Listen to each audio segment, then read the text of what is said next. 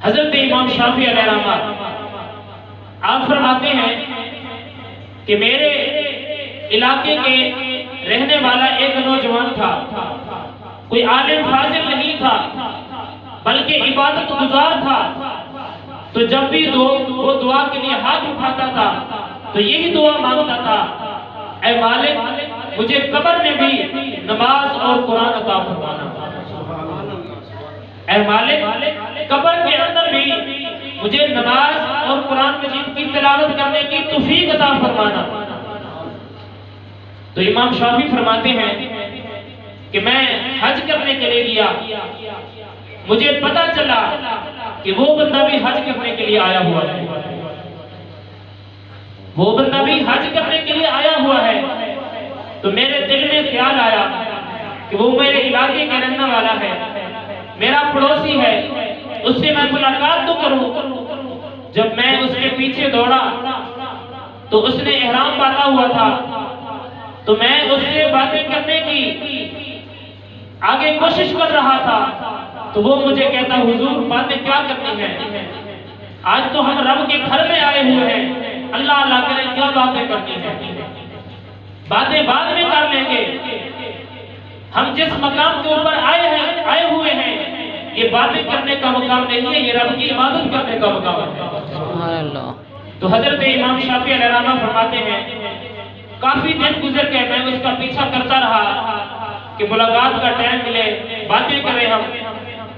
तो एक दिन मैंने देखा वो हतीमे में बैठा हुआ है और कुरान मजीद की तिलावत कर रहा है। आगे कुरान मजीद खोला हुआ है, कुरान मजीद की तिलावत कर रहा है। तो जब मैंने देखा वो कुरान मजीद की तिलावत कर रहा है तो मैं उसके पीछे जाकर बैठ गया। मैंने सोचा कि आज इसको ऐसे नहीं छोड़ूंगा बल्कि इससे मुलाकात करूंगा और उससे बातें करूंगा। तो जब वो कुरान मजीद की तिलावत उसने खत्म की, कुरान मजीद को बंद किया, तो पीछे मुड़कर देखा मेरी तरफ। तो हजरत इमाम शाफी फरमाते हैं कि उस बंदे ने कहा, हुजूर मैं आपको काफी देर से तलाश कर रहा हूँ, मैंने आपसे मिलना है, काफी देर से मैं आपको तलाश कर रहा हूँ। तो हजरत इमाम शाफी अलैहिर्रहमा फरमाते हैं मैं खुश हो गया कि पहले मैं इसको तलाश करता रहता था कि ये मुझे टाइम दे, हम बातें करें, ये मेरे इलाके का है और आज ये मुझसे बातें करने के लिए तैयार है। मैं खुश हो गया। तो उसने अपनी जेब में हाथ डाला, कुछ दिनार निकाल कर वो मुझे अता फरमाए। और उस बंदे ने आगे जो फरमाया, फरमाने लगा कि आज जोहर के वक्त मेरा इंतकाल हो जाएगा, आज जोहर के वक्त मेरा इंतकाल हो जाएगा और ये आप दिनार रख लें, जब मेरा इंतकाल हो जाए तो मेरे कफन का इंतजाम करना, गुस्ल देना और मेरा जनाजा पढ़ाकर जन्नतुल मुअल्ला में दफन कर देना, जन्नतुल मुअल्ला में दफन कर देना। तो हजरत इमाम शाफी अलैहिर्रहमा फरमाते हैं कि मैं उसको कुछ कहने ही लगा था, फिर उसने आगे ये फरमाया कि आप मेरे इलाके के हैं, पड़ोसी का ज्यादा हक बनता है, तो लिहाजा आप ये कर दीजिए। हजरत इमाम शाफी फरमाते हैं कि उसके आगे मैं कुछ नहीं बोल सका।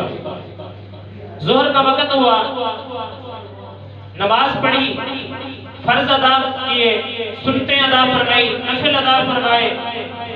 तो नमाज मुकम्मल करने के बाद जब मैंने उसको देखा तो वो जमीन के ऊपर गिरा हुआ था, जमीन के ऊपर लेटा हुआ था।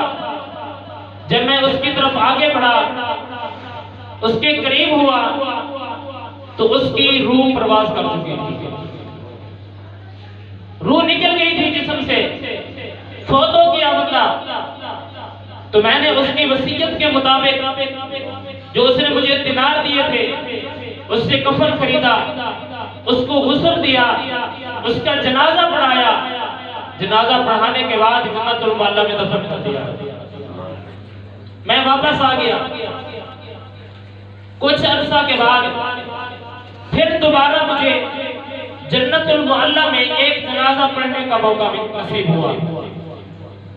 मैं जनाजे में शरीक हुआ तो जिस जगह पे हमने उसको दफन किया था जन्नतुल मुअल्ला में, तो जो दूसरा जनाजा था उसकी कब्र भी वहां बनाई हुई थी उन्होंने।